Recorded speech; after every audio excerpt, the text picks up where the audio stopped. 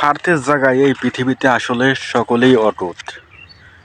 মা বলেন, ভাই বলেন, বাপ বলেন, ঘরের স্ত্রী বলেন, এই পৃথিবীতে যে যার মতো স্বার্থ নিয়ে আছে। স্বার্থ ফুরিয়ে যাবে, তারা আপনাকে টিস্যুর মতো ছুঁড়ে ফেলে দিবে। আপনি আজ মারা যাবেন, 1 মাস পরে 2 মাস পরে তারা সবাই আপনাকে ভুলে যাবে। ঘরের স্ত্রীও প্রতিজ্ঞা করবে সে আজ জীবনে কখনোই বিয়ে করবে না, কিন্তু দেখবেন 2 মাস যাবে, 4 মাস যাবে, বছর ফুরাবে, যেহেতু তখনও তার যৌবন আছে, এক সময়ে সে নতুন একটি সঙ্গী খুঁজে নেবে।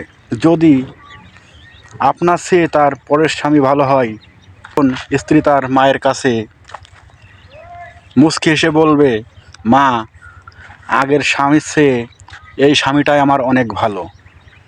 এই পৃথিবীতে আপনি যাদের জন্য এতটা ত্যাগ স্বীকার করলেন, সুদ খেলেন, ঘুষ খেলেন, দুর্নীতি করলেন,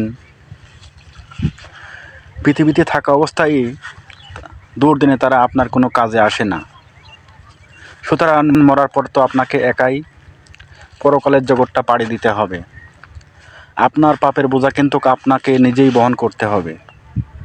সো কেয়ারফুল, অর্থাৎ যার যার হিসাব কিন্তু তাকেই দিতে হবে। তো দুনিয়াতে জীবিত থাকা অবস্থায় অবশ্যই ভালোভাবে চলার চেষ্টা করবেন, সৎ পথে থাকার চেষ্টা করবেন। এতে আপনার ইহকাল এবং পরকাল দুটাই ভালো হবে।